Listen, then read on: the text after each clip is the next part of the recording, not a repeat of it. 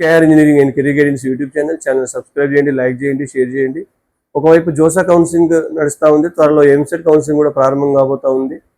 మరి చాలామంది మాకు జోసాలో లోయర్ ఎన్ఐటీస్లో లేదా లోయర్ ట్రిపుల్ ఐటీస్లో సీట్ వస్తే మరి ఇక్కడ ఎంసెట్లో కూడా మాకు మంచి ర్యాంక్ ఉంది, దాదాపు టాప్ 5-10 ఇంజనీరింగ్ కాలేజ్లో సీట్ వచ్చే అవకాశం ఉంది, ఎటువైపు వెళ్ళాలని కూడా పేరెంట్స్ అడుగుతూ ఉన్నారు. దీనికి సంబంధించి క్లారిఫికేషన్ ఏంటంటే మనకి జోసా కౌన్సిలింగ్లో ఆల్మోస్ట్ టాప్ కానీ మిడిల్ ఎన్ఐటీస్ కానీ ట్రిపుల్ ఐటీస్ కానీ వస్తే మీరు ఎలాంటి సంకోచించం లేకుండా వెళ్ళొచ్చు.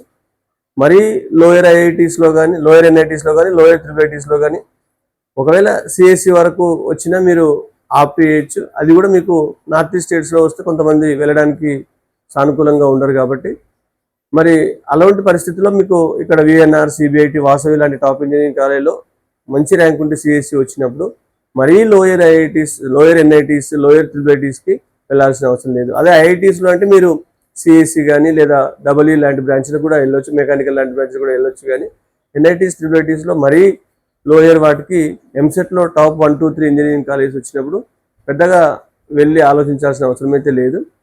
ఎందుకంటే ఆల్మోస్ట్ మన రాష్ట్రంలో ఉన్న ఇంజనీరింగ్ కాలేజ్ కూడా